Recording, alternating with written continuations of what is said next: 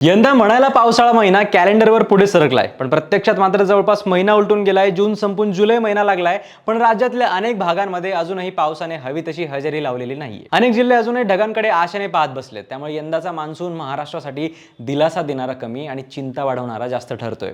सध्या राज्यात सर्वाधिक चिंतेचा विषय ठरलाय तो म्हणजे पाणीसाठा. अनेक धरणांमध्ये अजूनही समाधानकारक पाणीसाठा जमा झालेला नाहीये.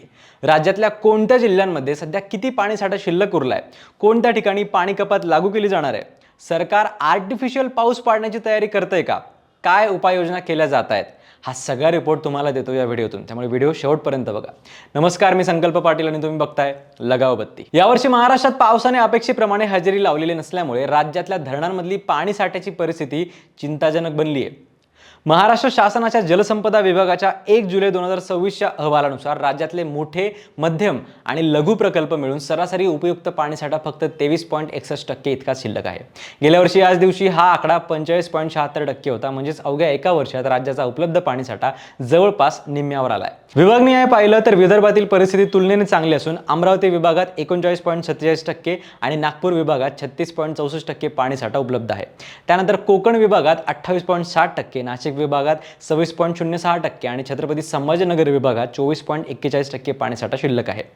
सर्वात गंभीर परिस्थिती मात्र पुणे विभागाची आहे. पुणे विभागातल्या धरणांमध्ये फक्त 13.70% उपयुक्त पाणीसाठा उरलाय, जो राज्यात सर्वात कमी आहे. गेल्या वर्षी याच काळात हा आकडा 54%पेक्षा जास्त होता. म्हणजेच एका वर्षात परिस्थिती किती झपाट्याने बदलली आहे याचा अंदाज यावरून येतो. त्यामुळे पुणे शहरात आधीच पाणी कपात लागू करण्यात आली असून प्रशासनाकडून क्लाउड सीडिंग सारख्या पर्यायांचाही विचार सुरू आहे.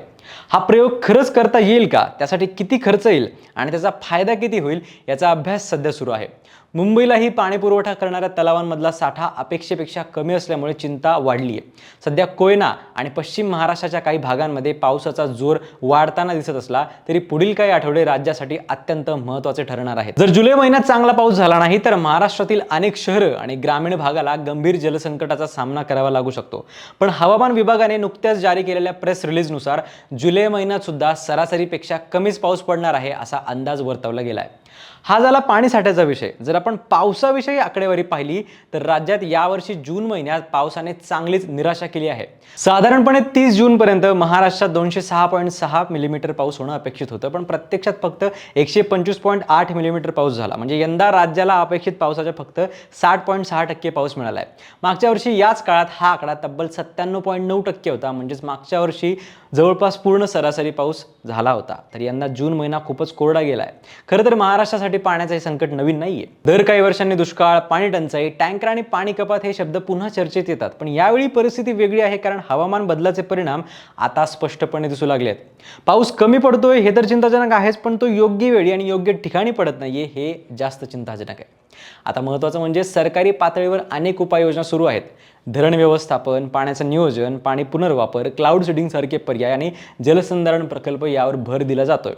पण फक्त सरकारने प्रयत्न करून ही समस्या सुटणारी नाहीये, कारण पाणी वाचवण्याची जबाबदारी प्रत्येक नागरिकाची आहे. आजही अनेक घरांमध्ये नळ सुरू ठेवणं, गाड्या धुण्यासाठी मोठ्या प्रमाणावर पाणी वापरणं, गळती असलेल्या नळांकडे दुर्लक्ष करणं अशा गोष्टी नेहमी दिसतात. लाखो लोकांनी रोज थोडी काळजी घेतली तर त्याचा मोठा परिणाम होऊ शकतो. पावसाचं पाणी साठवणं, रेन वॉटर हार्वेस्टिंगचा वापर वाढवणं, पाण्याचा पुनर्वापर करणं आणि गरजेपुरतंच पाणी वापरणं या गोष्टी आता पर्याय राहिलेल्या नाहीयेत, तर गरज बनलेल्या आहेत.